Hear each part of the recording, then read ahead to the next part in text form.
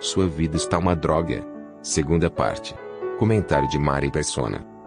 Quando Deus colocou aquela espada de morte, barrando o caminho do homem para chegar à árvore da vida, e a árvore da vida é uma figura de Cristo ali no livro de Gênesis, quando Deus colocou aquela espada mortal, que ninguém poderia passar por ali, senão morria, Deus também providenciou um jeito de alguém passar por ali. Quem? O próprio Filho de Deus. Deus enviou seu Filho ao mundo para ele passar pela espada mortal do juízo de Deus para chegar até onde estava a vida e poder então disponibilizar essa vida para o ser humano. Deus fez um caminho, abriu um caminho para a vida. Deus fez isso pelo ser humano. Mas o homem quer, ele recebe feliz aniversário todos os dias, ou todos os anos, né? E a mensagem do Evangelho. Mas será que ele creu? Será que ele crê? Será que ele vai querer Deus do jeito que Deus propõe? Vamos abrir uma outra passagem. Em 1 João, capítulo 5, versículo 1. Primeira epístola de João, capítulo 5, versículo 1. Todo aquele que crê que Jesus é o Cristo é nascido de Deus. E todo aquele que ama ao que o gerou, também ama ao que dele é nascido. Todo aquele que crê que Jesus é o Cristo é nascido de Deus. Aqui nos fala de um outro nascimento. Aqui nos fala de um nascimento que não é natural, é um nascimento sobrenatural. Então, se eu não posso chegar naquela árvore da vida para viver uma vida miserável depois, nos meus pecados, Deus providenciou um jeito de alguém passar pelo juízo da morte, levando os meus pecados, pagando o preço da minha redenção, para que eu pudesse ter vida, para que eu pudesse nascer, ser de novo gerado, ser gerado novamente e ter vida agora. Mas quem é esse que passou? É Cristo, é Jesus. Não haveria um jeito do ser humano, por si só, pelos seus próprios meios, alcançar a vida eterna. Nunca, jamais. Era preciso algo que Deus fizesse. Deus providenciou isso na pessoa de Cristo, entregando a Cristo para morrer na cruz e ali ele levando os nossos pecados sobre si, pagando a dívida que nós tínhamos para com Deus por causa do pecado. E continuando nesse mesmo capítulo 5, no versículo 11, e o testemunho é este, que Deus nos deu a vida eterna, e esta vida está em seu Filho. Quem tem o Filho, tem a vida. Quem não tem o Filho de Deus, não tem a vida. Estas coisas vos escrevi para que saibais que tendes a vida eterna, e para que creiais no nome do Filho de Deus. O testemunho é este. Deus nos deu a vida eterna. Então não é algo que nós alcançamos por nós mesmos, não é algo que nós conquistamos. Nós conquistamos muitas coisas no mundo, na vida, no trabalho, na escola, mas a vida eterna nós não conseguimos. Nós não tem como. Por quê? Porque ela é dada. O que eu preciso fazer para ter vida eterna? Crer. Todo aquele que crê que Jesus é o Cristo é nascido de Deus. E aqui, o testemunho é esse, que Deus nos deu a vida eterna. Onde está essa vida? Lá no Jardim do Éden? Não, está em Cristo. Ela está em Cristo e ela me é concedida por graça. E como ela está em Cristo, a fonte é Cristo, e eu creio em Cristo, então eu tenho essa vida. Eu tenho essa vida. Quando o Senhor Jesus, em João 5,24, ele fala, quem ouve a minha palavra e crê naquele que me enviou, tem a vida eterna. Não entrará em condenação, mas passou da morte para a vida. Quem ouve e crê, tem. É uma posse já de algo que não é meu, que eu não conquistei, não foi dos meus esforços, não foi da minha força de vontade, não. Deus me deu. Ele me deu a vida. Tem uma passagem também que é interessante, ela fica, eu creio que é 1 João, fostes resgatados da vossa vã maneira de viver, 1 Pedro, aliás. 1 Pedro, capítulo 1, versículo 18. Sabendo que não foi com coisas corruptíveis como prata ou ouro que fostes resgatados da vossa vã maneira de viver, que por tradição recebestes os vossos pais, mas com o precioso sangue de Cristo, como de um cordeiro imaculado e incontaminado, o qual, na verdade, em outro tempo, foi conhecido ainda antes da fundação do mundo, mas manifestado nestes últimos tempos por amor de vós. E por ele credes em Deus, que o ressuscitou dos mortos, e lhe deu glória, para que a vossa fé e esperança estivessem nos meus esforços? Não, em Deus, em Deus. O que é maravilhoso aqui é que essa passagem ela faz uma conexão com Hebreus capítulo, eu creio que é capítulo 10, e ela mostra uma coisa que, Hebreus capítulo 10, onde ele cita o Salmo 40.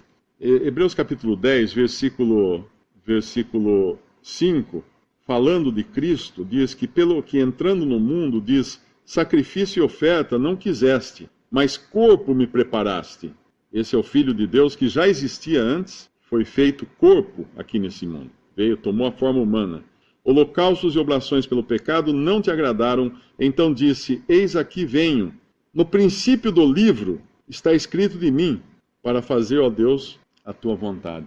Eu sempre pensei que quando falava aqui no princípio do livro, estivesse falando no princípio da Bíblia, né? Então eu tentava procurar, mas que lugar do começo da Bíblia que está falando de Cristo? É claro que a Bíblia fala toda de Cristo, né? A primeira vez talvez fosse ali Adão, né? Adão é uma figura de Cristo.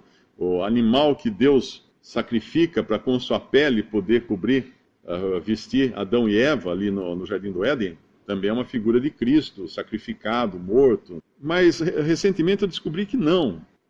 Quando fala que no princípio do livro está escrito de mim, o Senhor Jesus fala isso, estava escrito dele no princípio do livro, é disso que está falando 1 Pedro. 1 Pedro 1,20, o qual, na verdade, em outro tempo foi conhecido, ainda antes da fundação do mundo, mas manifestado nestes últimos tempos por amor de vós. Antes da fundação do mundo, não havia matéria, não havia tempo, não havia seres humanos, não havia livro, não havia nada. Havia Deus Pai, Deus Filho e Deus Espírito Santo. Porém, nos desígnios de Deus, nos desígnios eternos de Deus, nos registros eternos, no livro de Deus, no livro eterno de Deus, no registro de Deus, estava lá já registrado o Cordeiro de Deus que viria ao mundo para morrer em prol do pecador. O sacrifício de Cristo não seria um acidente da história, um plano que não deu certo. Não, Deus já tinha tudo tudo muito bem pensado, inclusive o Cordeiro guardado já antes da fundação do mundo. Guardado, reservado para isso. Cristo estava no céu, o Filho de Deus eterno, que é Deus, ele estava no céu reservado para uma obra antes mesmo que existissem todas as coisas. Essa obra já estava prevista, já estava planejada. Então, quando nós lemos isso, nós vemos que maravilhoso o que Deus fez. Mas outro dia alguém me escreveu perguntando, mas se Deus sabia que o homem ia pecar, que ia acontecer tanta desgraça, tanta coisa, por que Deus ainda foi adiante com o seu plano? Não tem como questionar os desígnios de Deus, os planos de Deus. Mas eu só posso arranhar um pouquinho e pensar o seguinte, se Deus achou que valia a pena tudo isso, imagine o que tem no final da história. Imagine o que tem no final da história. Quando alguém escala uma montanha, enfrenta tempestades, avalanche e uma série de coisas, ele tem um prêmio lá que ele vai alcançar. Alguém fala, mas escuta, vale a pena? Você precisa ver a vista que tem lá de cima. Ele passa por tudo aquilo porque tem um prêmio que vale todos os esforços, vale todo o sofrimento, vale tudo que pode existir. E Deus tem isso hoje, reservado para aqueles que são dele. Então é uma estultícia, é uma loucura, quando você chega para uma pessoa e fala, olha, você uma pessoa, é mortal, ele sabe que é mortal. Você pode morrer a qualquer hora, de velhice, de doença, de acidente, assassinado, todo mundo sabe disso. E tem vida. Deus está propondo a vida. Eis que te proponho hoje a bênção e a maldição. A vida e a morte. Escolhe, pois, a vida. E a pessoa fala, vamos ver. Deixar mais para frente, aí tem umas coisas para resolver. Depois que morrer, a gente vê o que vai acontecer. O testemunho, Deus deu testemunho. Deus enviou o seu Filho ao mundo. E Deus hoje está anunciando em muitas partes do mundo, nesse exato momento, tem pessoas pregando o Evangelho, pregando essa mensagem de graça, de que Deus enviou o seu Filho ao mundo para morrer pelo pecador. O que faria uma pessoa não desejar isso? As mentiras. Ela quer uma vida, mas não é essa vida. Eu me lembro uma vez que eu preguei o Evangelho para uma pessoa, e ele conversou por um bom tempo, né, vários dias, nós praticamente convivemos um longo tempo, Um dia ele chegou para mim e falou assim: Mário, eu sei que isso é a verdade, mas não é a verdade que eu quero, não é essa verdade que eu quero. Olha onde chega o ser humano na sua loucura.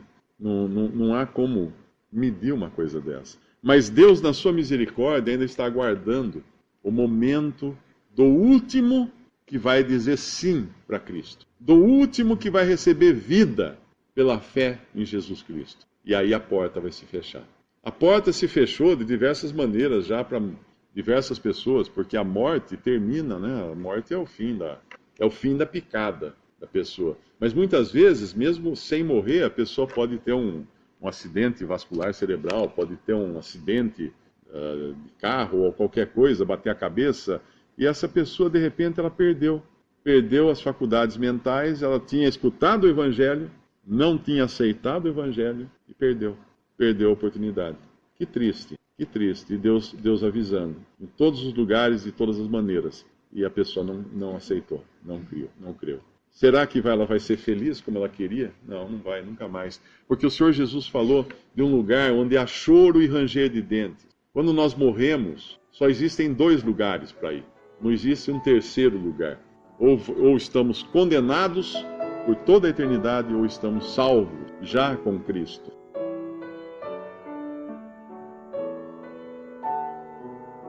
Visite Respondi.com.br.